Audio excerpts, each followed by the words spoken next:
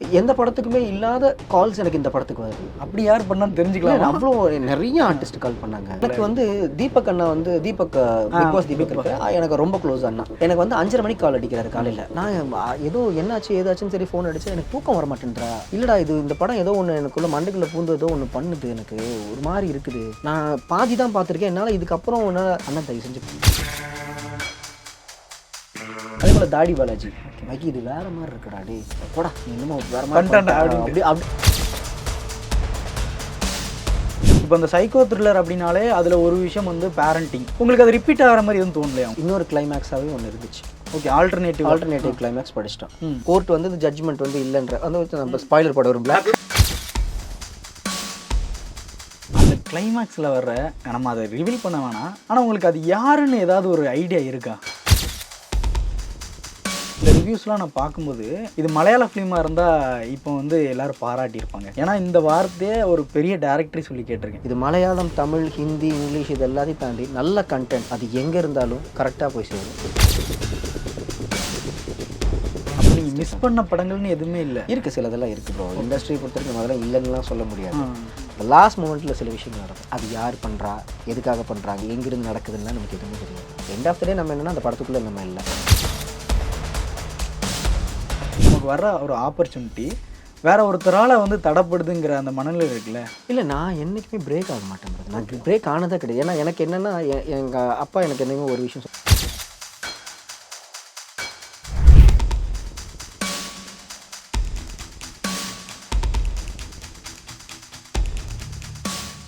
Real one viewers எல்லாருக்குமே வணக்கம். இன்னைக்கு நான் யார் கூட பேச போகிறேன் அப்படின்னா ஆக்டர் மைக்கேல் தங்கதுரை அவர்கள் கூட தான். வணக்கம்ண்ணா. வணக்கம், எப்படி இருக்கீங்க? நல்லா இருக்கேன், நீங்கள் எப்படி இருக்கீங்க? நல்லா இருக்கேன், நல்லா. ஓகே, உங்களை சந்தித்ததில் ரொம்ப சந்தோஷம். எனக்கும் உங்களை சந்தித்ததில் ரொம்ப ரொம்ப சந்தோஷம்.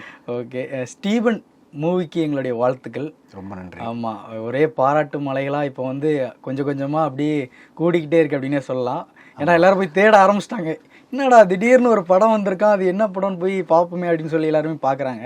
எப்படி ஆரம்பிச்சது அப்படின்னு நம்ம பார்த்தோன்னா நம்ம ஃப்ளாஷ்பேக் போகணும் ஒரு 10-20 வருஷத்துக்கு முன்னாடி அப்படின்ற மாதிரி. ஏன்னா நான் வந்து ஒரு டான்ஸ் ஸ்கூலில் வந்து அப்போ வந்து மாஸ்டராக ஒர்க் பண்ணிட்டு இருந்தேன். அப்போ நான் ஒரு கிளாஸஸ் சின்ன பசங்களுக்குலாம் எடுப்போம் இல்லையா, அப்போ எடுத்துகிட்டு இருக்கும்போது அதில் ஒரு பையன் தான் வந்து மிதுன். ஆஹா, உங்கள் ஸ்டூடெண்ட்டே உங்களை டைரக்ட் பண்ணுறாப்புல. ஆமாம், ஒரு நாள் ஒரு கால் வந்துச்சு. லைக் ஆனால் நான் வந்து மிதுன் பேசுகிறேன், இந்த மாதிரி ஃபுட் லூஸ் அந்த டான்ஸ் கம்பெனி இங்கே உங்களுக்கு நீங்கள் எனக்கு டீச்சராக இருந்தீங்க அப்படின்ற மாதிரி. அப்போ நான் யோசனை பண்ணி யார் என்ன, சரி உன் ஃபோட்டோ அனுப்பிட அப்படின்னா அப்போ பார்க்கும்போது தான் சரி ஓகே இவன் ஆமாம் இல்லைடா ஓகே ஃபைன். அப்போ தான் இந்த மாதிரி நான் ஒரு கதை எழுதியிருக்கேன். இந்த மாதிரி இத்தனை வருஷமாக நான் ஷார்ட் ஃபிலிம்ஸ்லாம் பண்ணியிருக்கேன், இந்த கதை கேட்குறீங்களா அப்படின்னு. சரி ஓகே அப்படின்னு சொல்லிட்டு நாங்கள் ஃபோன்லேயே தான் பேசிக்கிட்டோம். பிடிஎஃபாக தான் நாங்கள் பார்த்தது எல்லாமே. எனக்கு அந்த கதை படிக்கும்போது எனக்கு வந்து ஃபர்ஸ்ட் இம்ப்ரெஷனில் தெரிஞ்சிருச்சு, இது ஏதோ ஒன்று பண்ணும் இந்த கதை. ஓகே, அப்படி தான் வந்து இந்த கதைக்குள்ளே வந்தது. ஓகே, நீங்கள் ஃபர்ஸ்ட் படிக்கும்போதே அந்த ட்விஸ்ட்லாம் உங்களுக்கு தெரிஞ்சிருச்சு, இதுதான் கிளைமேக்ஸில் இருக்க போகுது அப்படிங்கிற மாதிரி. பெரிய ப்ளஸ் என்னென்னா கிளைமேக்ஸ் என்னன்றது மட்டும் நான் நேரில் சொல்கிறேன். நான்ட்டேன் அதானோ பார்த்தேன். ஆமாம், ஓ அதனால தான் அந்த எக்ஸைட்மெண்ட்டோட நடிக்க தோணும் அப்படிங்கிற மாதிரி கூட நமக்கு அது ஃபஸ்ட்டு சில இதெல்லாம் வந்து நமக்கு கொஞ்சம் சஸ்பென்ஸாக இருந்தால் ஒரு ரியாலிட்டி இல்லைன்னா நம்மளையும் அறியாமல் எங்கேயாச்சும் ஒரு இடத்துல ஒரு இது நடக்கும் இல்லையா, அந்த விஷயத்த எனக்கு சொல்லவே இல்லை. எனக்கே வந்து லைக் நான் ஸ்க்ரீனிங்காக பார்க்கும்போது தான் ஆஹா ஏதோ ஒன்று பண்ணிட்டாண்டா அப்படின்ற மாதிரி இருந்துச்சு எனக்கு. ஓகே, ஏன்னா நான் எனக்கு தெரியும் கிளைமேக்ஸ் சொல்கிறேன்னு சொல்கிறப்ப ஏதோ ஒரு கிளைமேக்ஸ் சொல்ல போகிறான்றது தெரியும். ஏன்னா இது ஒரு 80% ஆஃப் த மூவி வந்து கிரிப்டாக இருந்துச்சு எனக்கு.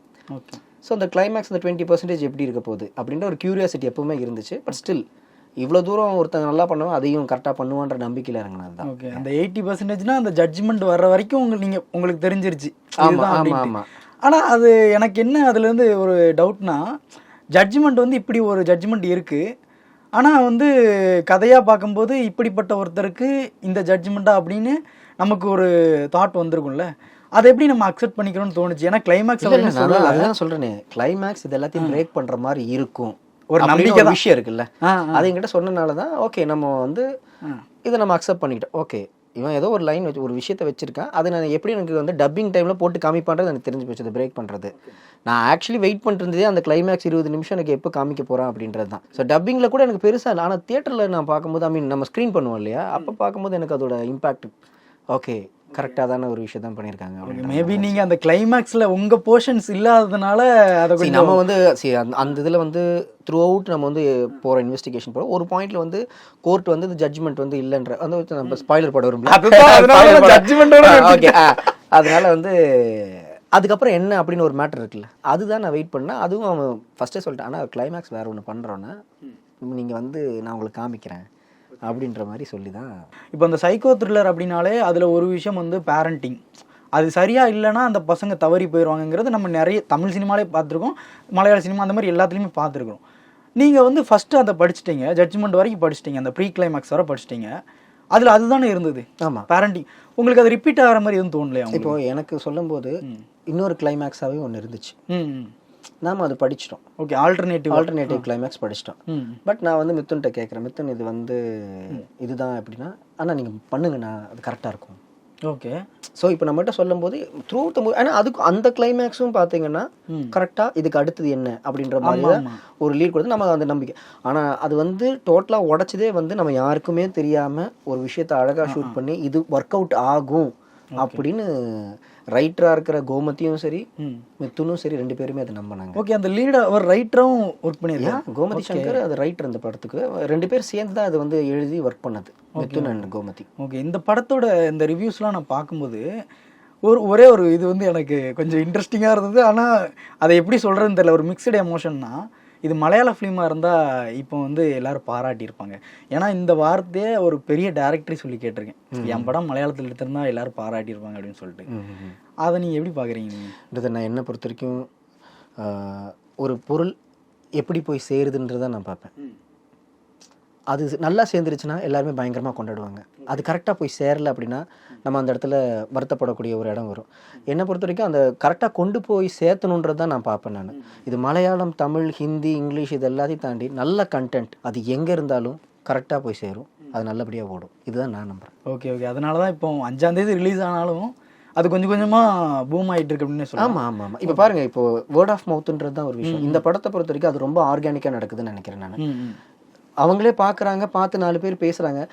எந்த படத்துக்குமே இல்லாத கால்ஸ் எனக்கு இந்த படத்துக்கு வருது. ஓகே, அப்படி யார் பண்ணான்னு தெரிஞ்சுக்கலாம். அவ்வளோ நிறைய ஆர்டிஸ்ட் கால் பண்ணாங்க, நிறைய டிரெக்டர்ஸ் கால் பண்ணாங்க, ப்ரொடியூசர்ஸ் கால் பண்ணாங்க. ஸோ இந்த படம் ஒரு மேஜிக் ஒன்று கிரியேட் பண்ணியிருக்குன்னு தான் நான் சொல்லுவேன் நான். ஓகே, ஏதாவது ஒரு விஷயம் எனக்கு ரொம்ப பிடிச்சிருந்தது, ரொம்ப நெருக்கமானவங்க அவங்க. எனக்கு வந்து தீபக் அண்ணா வந்து தீபக் பிக் பாஸ் தீபக் எனக்கு ரொம்ப க்ளோஸ் அண்ணா. ஆமாம், உங்களுக்கு ஜோடியிலேருந்தே இல்ல. எனக்கு வந்து 5:30 மணிக்கு கால் அடிக்கிறாரு காலையில். நான் ஏதோ என்னாச்சு ஏதாச்சுன்னு சரி ஃபோன் அடித்தா எனக்கு தூக்கம் வர மாட்டேன்றா அப்படின்னாரு. என்ன அப்படின்னா, இல்லைடா இது இந்த படம் ஏதோ ஒன்று எனக்குள்ள மண்டைக்குள்ளே பூந்து ஏதோ ஒன்று பண்ணுது, எனக்கு ஒரு மாதிரி இருக்குது, நான் பாதி தான் பார்த்துருக்கேன், என்னால் இதுக்கப்புறம் என்னால் அண்ணன் தயவு செஞ்சு பாருங்க நீங்கள். அதே போல் தாடி பாலாஜி, ஓகே, அவரும் ஃபோன் பண்ணி ரொம்ப நேரம் பேசிகிட்டு இருந்தார். மைக்கி இது வேறு மாதிரி இருக்குடா, டே போடா நீ இன்னமும் வேறு மாதிரி அப்படி அவரு பயங்கர. ஏன்னா இவங்கெல்லாம் நான் வந்து என்னோட ஸ்க்ராட்ச்லேருந்து நான் அவங்க கூட ட்ராவல் பண்ணியிருக்கேன். they'll be very happy. ஏன்னா நான் ஒரு நல்ல படத்துக்குள்ளே நம்ம பையன் இருக்கிறான்ற சந்தோஷத்தில் அவங்க எல்லாருமே நமக்கு இந்த கால் பண்ணி பேசுகிறதா இருக்கட்டும் சொல்லதா இருக்கலாம். ஓகே, இந்த விஷயம்லாம் பண்ணும்போது நமக்கு அடுத்தடுத்து பண்ணணும் அப்படின்னு தோணுமா? இந்த மீட்டரே நம்ம வந்து மெயின்டைன் பண்ணிட்டு போகணும்? இல்லை நம்ம இப்போ நீங்கள் எல்கேஜி முடிச்சுட்டு அடுத்து என்ன பண்ணுவீங்க? யூகேஜி, அதுக்கப்புறம் ஃபர்ஸ்ட் ஸ்டாண்டர்ட், செகண்ட் ஸ்டாண்டர்ட், அப்படி தான் நம்ம க்ரோத் தான் நம்ம பார்க்கணும். இப்போ நான் இந்த படத்தில் இந்த இது பண்ணியிருக்கேன். ஆனால் என்னோட மெயினான ஃபோக்கஸ் என்ன, நம்ம லீட் ரோல்ஸ் தான் நான் வந்து ஃபோக்கஸ் பண்ணி போய்கிட்டு இருக்கேன். சில நேரங்களில் தவிர்க்க முடியாத சில நல்ல கேரக்டர்ஸ் வரும். ஓகே, அது நமக்கு வந்து பயங்கர சேலஞ்சிங்காக இருக்குது, இது நம்ம பண்ணணும்னு நமக்கு தோணும். அந்த மாதிரி ஒரு சிலது நமக்கு தோணுச்சு அப்படின்னா அந்த மாதிரி ஒன்று தான் ஸ்டீஃபன். கிளைமேக்ஸில் நீங்கள் இந்த பார்ட்டில் நீங்கள் இல்லாமல் இருந்திருக்கலாம், அடுத்து ஒரு ட்விஸ்ட்டை கொடுத்தாங்க, இது அடுத்த கட்டம் நகருது அப்படின்னு சொல்லிட்டு முடிச்சிட்டாங்க. இப்போ வந்து எதிர்பார்ப்பு எகிரிடுச்சு, அடுத்து ஒன்று இருக்கு அப்படின்னு சொல்லிட்டு. அது உங்களுக்கு எப்போ தெரியும்? ஏன்னா கிளைமேக்ஸ் வந்து அவர் சொல்கிறேன் உங்களுக்கு காமிக்கிறேன்னு சொல்லிட்டாரு, இதுக்கு அடுத்து ஒரு லீடு இருக்குப்பா அப்படின்னுங்கிறது உங்களுக்கு எப்படி? எனக்கு இப்போ வரைக்குமே எல்லாமே சர்ப்ரைஸ் தான். அப்படியா? ஆமாம். ஸோ இது வந்து அடுத்து என்னன்றது எனக்கு எல்லாமே சர்ப்ரைஸ் தான். நான் படமாக பார்த்ததுக்கப்புறம் தான் ஓகே லீடு கொடுத்துட்டாங்க, ஸோ எப்படியும் கண்டிப்பாக அடுத்தது போகும் அப்படின்றது தெரியும். ஸோ அடுத்ததில் நான் எப்படி என்னன்றதெல்லாம் இனிமேல் டேரக்டர் முடிவு பண்ணுறது தான் எல்லாமே. அப்படியா? அதுவே இன்னும் எதுவும் சொல்லலை. எல்லாம் சைலண்ட். Okay okay. ஏன்னா கிளைமேக்ஸே வந்து உங்களுக்கு ஒரு சர்ப்ரைஸாக இருந்ததுன்னு சொன்னீங்க. இப்படிப்பட்ட ஒரு லீடு கொடுக்க போகிறாங்க, டே என்கிட்ட சொல்லவே இல்லைடா, அடுத்து நானும் அதில் எப்படியாவது இருக்கணும்ல. ஏன்னா சில படங்களை நம்ம ரொம்ப கேள்வி கேட்கலாம். சில படங்கள் பொறுத்த வரைக்கும் நான் ஃபஸ்ட்டே அவன் வச்ச ஃப்ரேம்லேயே எனக்கு தெரிஞ்சிச்சு இந்த படம் நம்ம என்ன பண்ண போகிறாங்கன்றது. ஏன்னா அவ்வளோ கிளாரிட்டி இருந்துச்சு. ஒரு ஷூட்டிங் ஆர்கனைஸ் பண்ண விதமாக இருக்கட்டும், டைரக்ஷனாக இருக்கட்டும். நான் இவ்வளோ வருஷம் நிறைய படம் பண்ணியிருக்கேன். நான் யாரையுமே குறை சொல்கிறதுக்கோ இதுக்கெல்லாம் நான் சொல்ல வரல. ஆனால் ஒரு நல்ல ஒரு டீம் ஒரு ஒர்க் பண்ண ஒரு சந்தோஷம் எனக்கு இருந்துச்சு. புரியுது. ஓகே, அந்த கிளைமேக்ஸில் வர்ற நம்ம அதை ரிவீல் பண்ண வேணாம், ஆனால் உங்களுக்கு அது யாருன்னு ஏதாவது ஒரு ஐடியா இருக்கா? உங்களை மாதிரி தான் நானும் அதே ஆர்வத்தோட தான் இருக்கேன். அது யாரு சும்மா ஒரு கெஸ் பண்ணி பார்த்தீங்களா இவங்களா இருக்கும் அப்படின்னு? நான் அந்த கெஸ்ஸுக்கெல்லாம் அதுக்கெல்லாம் இல்லை. ஆனால் வெயிட் அண்ட் சி, அவ்வளோதான். அவனோட நீங்கள் மித்துனும் இப்போ நீங்கள் ஒரு வேளை இன்டர்வியூ எடுத்தீங்கன்னா உங்களுக்கு தெரியும். ஓகே, அவங்களையும் அதே நேரத்தில் ஓகே பிரதர் அப்படின்னு சொல்கிற மாதிரி வச்சிருவோம் அப்படி. ஓகே புரியுது. முக்கியமாக இந்த படத்தில் உங்களோட கேரக்டரேஷன் பார்க்கும்போது மனுஷன் ஃபிட்டாக இருக்கிறதுனாலே அந்த போலீஸ் கேரக்டரை தூக்கி கொடுத்துட்டாங்களோ அப்படிங்கிற மாதிரி தோணுச்சு. மித்துனோட மைண்டில் இருந்திருக்கு. ஸோ மைக்கிள்னாவே இந்த ப்ராஜெக்டுக்குள்ளே எடுத்துகிட்டு வரணுன்றது அவன் மைண்டில் இருந்திருக்குது. மீன்வைல் நம்ம எப்போவுமே கொஞ்சம் ஏன்னா மோரோவர் அந்த படத்தப்போ நான் இன்னுமே வேறு படத்தில் இருந்து நான் டைரெக்டாக போனேன். ஸோ அந்த படத்துக்கு ஒரு வெயிட் மெயின்டைன் பண்ணியிருப்போம், ஒரு லுக்கு ஒன்று நம்ம ஃபிக்ஸ் பண்ணியிருப்போம். அதுலேருந்து இதுக்கு வரும்போது நான் வேறு இதுக்காக ஸ்பெஷல் ஒர்க் அவுட்ஸுன்றதை தாண்டி அப்பவும் ஒரு மாதிரி அந்த ஜோனில் இருந்தது. இதில் கரெக்டாக ஆப்ட் ஆயிடுச்சு இந்த லுக்குக்கு. சரி, ஆனால் எனக்கு இதே லுக் போதும், இதில் நீங்கள் ஏற்றவோ இறக்கவோ வேணாம், இப்படியே வாங்க எனக்கு போதும் அப்படின்ட்டு அப்படி. ஓகே, ஏன்னா இந்த ஆக்ட்ரஸ் எல்லாருமே அந்த வெயிட் கம்மி பண்ணுறதா இருக்கட்டும், கெட்டப் சேஞ்ச் பண்ணுறதா இருக்கட்டும், அது ஒரு பெரிய தலைவலி பிடிச்ச வேலைன்னு சொல்லுவாங்க. அது எப்படிங்க? ஏன்னா நீங்கள் சொல்கிறீங்க ஒரு படத்தில் நான் பண்ணிக்கிட்டு இருந்தேன், அப்போ தான் இதுவும் கமிட் ஆச்சு அப்படின்னு.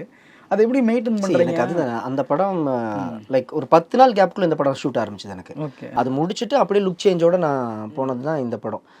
ஆக்டர்ஸ் பொறுத்த வரைக்கும் நமக்கு இந்த உடம்புன்றது நம்மளோட முதலீடே நான் என்னை பொறுத்த வரைக்கும். ஏன்னா இது நம்ம கரெக்டாக வச்சுக்கணும், மெயின்டைன் பண்ணிக்கணும். ஏன்னா இது நம்ம சொன்னபடி கேட்குற அளவுக்கு இருக்கணும். ஸோ அது எனக்கு பொறுத்த வரைக்கும் நான் எப்படின்னா, ஓகே எனக்கு ஒரு படத்துக்காக உடம்பு ஏற்றணும் அப்படின்னா அது ஏற்றுறதா இருக்கட்டும், இறக்கணுன்றது, ஏன்னா அது ஜஸ்டிஃபை பண்ணணும், அந்த ரோலை ஜஸ்டிஃபை பண்ணணுன்றது நான் ரொம்ப ரொம்ப பார்ப்பேன் நான். ஸோ அதுக்கு இந்த ஒரு சின்ன சின்ன மாற்றங்கள் ஒரு நல்ல விஷயம். பார்த்தீங்கன்னா இப்போ கிறிஸ்டியன் பேல்லாம் எடுத்துக்கிட்டிங்கன்னு வச்சுக்கோங்களேன், அதெல்லாம் டிராஸ்டிக்கான ஒரு டிரான்ஸ்ஃபர்மேஷன் கொடுக்குற ஒரு மனுஷங்க. அவங்களெல்லாம் பார்க்கும்போது அட்லீஸ்ட் நம்ம இந்த அளவுக்காச்சும் நம்ம பண்ணலாமே அப்படின்றது தான் நம்ம பாயிண்ட். Okay okay. ஏன் கேட்குறேன்னா உங்கள் ஏஜே அதுலேருந்து மறைஞ்சிருது. என்றைக்குமே ஒரு விஷயம் தான், ஏஜ்ன்றதுல ஒரு நம்பர் தான். நம்ம எப்படி நம்மளை மெயின்டைன் பண்ணிக்கிறோம், நம்ம எவ்வளோ நம்மளை ஹாப்பியாக வச்சுக்கிறோம், அதுதான் நம்மளோட விஷயம். நம்ம அவுட்டர் லுக் வெளியே நல்லபடியாக காமிக்கிறதே அந்த ஒரு விஷயம் தான் நினைக்கிறேன். Keep your self happy. Okay, புரியுது. அவ்வளோ முக்கியமாக அந்த ஃபிட்னஸ் மெயின்டைன் பண்ணுறவங்கள்ட்ட நானே பார்த்துருக்கேன். நிறைய படங்களில் அவங்களுக்கு வந்து இந்த போலீஸ் வில்லன் கொஞ்சம் ஃபிட்டாக இருக்கிற ஒரு ஆஃபீஸர் அந்த மாதிரியே ரோல் கொடுப்பாங்களே, அந்த மாதிரி ஏதாவது நடந்திருக்கா உங்களுக்கு? வேறு ரோல் தாண்டி கொடுக்காம இந்த ரோலுக்குள்ளேயே நம்மளை? இல்லை இல்லை இல்லை அப்படி கிடையாது. ரெண்டாவது நான் அந்த மாதிரி எடுக்க மாட்டேன். சில விஷயங்கள் நான் பார்ப்பேன், இந்த கதை எனக்கு ஒர்த்துன்றதை தாண்டி இது நான் சூட் ஆகணும், அதுக்கு இந்த கேரக்டர் நான் திரும்ப திரும்பவும் பண்ணக்கூடாது, அதே நேரத்தில் நான் பண்ணுறது பெஸ்ட்டாகவும் இருக்கணும். அப்போ எந்த ரோல் அது எது கொடுத்தா கரெக்டாக இருக்குன்றதை பார்த்து தான் நான் பண்ணுவேன். ஸோ அந்த மாதிரி வந்த கதைகள், சில கதைகளை வேணான்னு சொல்லியிருக்கேன், சில கதைகளை வானபியாக இதில் நான் பண்ணுறேன்னு சொல்லியும் பண்ணியிருக்கேன் நான். அந்த மாதிரி நடந்திருக்கு. ஓகே, இந்த படத்துலையும் உங்களோட கேரக்டர் வந்து அப்படியே ஒரு மாதிரி எதையுமே வந்து எக்ஸ்பிரஸ் பண்ணாமல் ஒரு மாதிரி சட்டில்டாக எந்த நேரத்தில் எதை பேசணுமோ அப்படி அந்த மாதிரியே ஒரு மூட் வந்து அதுக்கு இருந்த மாதிரி. நம்ம ஒரு கதைக்களம் நமக்கு ஃபிக்ஸ் பண்ணுறாங்கன்னா அதோட மூட் நமக்கு ரொம்ப நல்லா தெரியணும். இதில் பண்ணுற அந்த மைக்கிள்ன்ற அந்த காப் யார், அவன் எப்படிப்பட்டவன், அவன் நேச்சர் என்ன, ஒரு கேரக்டர் ஆர்க்குன்னு ஒரு விஷயம் இருக்கு இல்லையா, அது நம்ம டேரக்டர்கிட்ட கேட்கும் போது அவங்க ஒரு விஷயத்த ஃபீல் பண்ணியிருப்பாங்க. இதை நான் ஓவர் டூவும் பண்ண முடியும் என்னால், இல்லை நான் இன்னுமே ரொம்ப அண்டர் பிளேவும் பண்ண முடியும். ஆனால் அது ரெண்டுமே இல்லாமல், ஆனால் இந்த மீட்ரு ஓகே இது ஃபிக்ஸ் பண்ணிக்கோங்க, இதே லெவலில் தான் இருக்கும், ரொம்ப ஹைப்பும் ஆகக்கூடாது, ரொம்ப லோவும் ஆகக்கூடாது. ஸோ அப்போ அந்த மீட்ரை நம்ம வந்து ஃபிக்ஸ் பண்ணிவிட்டு நடிக்கிறதுன்றது ஒரு விஷயம் நான் எப்போவுமே பார்ப்பேன் நான். அது டேரக்டரும் சாட்டிஸ்ஃபை ஆகணும். ஏன்னா ஒரு ஸ்மைல் கூட இல்லை, ஏன்னா அந்த ஸ்மிருதி அவங்களோட ஒரு நீங்கள் கவனமாரு அப்படின்னு சொல்கிற ஒரு சீன் இருக்கும், அந்த இடத்துல கூட ஒரு ஸ்மைல் இல்லை. அந்தளவுக்கு அந்த கேரக்டருக்குள்ளே அப்படி இறுக்கமாக வாழ்கிறது இருக்குல்ல, அது ரொம்ப கஷ்டம் இல்லை? இல்லை நான் எப்படி சொல்கிறேன்னா, இப்போ கதை யாரை நோக்கி போகுதுன்னு ஒன்று இருக்குது. ஒரு ஸ்டோரி ஒருத்தர் நரேட் பண்ணுறாங்க, அந்த கதையில் இருக்கிற கேரக்டர்ஸ் எல்லாம் அவர் சொல்கிறாங்கன்னா அவரோட இமேஜினேஷன்ஸ் பொறுத்த வரைக்கும் தான் அந்த கேரக்டர்ஸ் எல்லாமே இருக்கும். ஸோ அப்படி வர்றதில் நான் என்னோட கேரக்டர் நான் பார்க்கும்போது, இப்போ நான் ஓவர் டூ பண்ணாலோ எது பண்ணாலோ மற்ற கேரக்டர்ஸ் அடி வாங்கும். அதே போல் என் கூட நடிக்கிற ஸ்ருதி ஓவர் டூ பண்ணாலும் அடி வாங்கும். ஸோ எல்லாருமே அவங்கவுங்க கேரக்டர்ஸை கரெக்டான ஜோனில் ப்ளே பண்ணால் மட்டும்தான் அந்த கதைக்கு உண்டானது வெளியே வரும். ஸோ யாரும் முன்னாடி பின்னாடி பண்ணாலும். இந்த கிராஃப்ட்னு பற்றி பேசும்போது எனக்கு தோணுச்சு, நான் ஃபஸ்ட்டு பார்த்த உடனே இது ஏதோ மலையாள டேரக்டர், மலையாள படம், அதில் நம்ம மைக்கில் நான் நடிச்சிருக்காங்க அப்படின்னு தான் எனக்கு தோணுச்சு. இன்றைக்கி இருக்கிற டிரெக்டர்ஸாக ஃபிலிம் மேக்கர்ஸாக இருக்கட்டும் ரொம்ப தெளிவாக, ஏன்னா தியேட்டர்ஸ் மட்டுமே நம்ம ஃபோக்கஸ் பண்ணுறது கிடையாது, ஓடிடியும் இருக்குது, எல்லாமே இருக்குது. ஸோ ரெண்டுத்துக்குமே நம்ம வந்து கரெக்டான ஒரு ஜோனில் ஒர்க் அவுட் பண்ணணும். ஸோ அப்படி பார்க்கும்போது நமக்கு வந்து இந்த டோன் கரெக்டாக இருக்கும். இப்போ நம்ம நெட்ஃப்ளிக்ஸ்க்கு போனாலும் சரி, மற்ற எந்த ஒரு விஷயத்துக்கு வேறு எந்த ஓடிடி பிளாட்ஃபார்ம் போனாலுமே இந்த மாதிரி டோன்ஸில் நம்ம போனோம்னா ரொம்ப ஈஸியாக வந்து நம்மளால் வந்து அதுக்குள்ளே ஃபிட் ஆக முடியும் அப்படின்றது வந்து மேபி புதுமுகங்களாக இருக்கிறதுனால கூட எனக்கு அப்படி தோணி இருக்கலாம். ஓகே. ஸோ அதனால் கேட்குறேன், இதில் உள்ள எல்லாருமே ஒரு நியூ ஜாயினர் மாதிரி தான் இருக்கிறாங்க.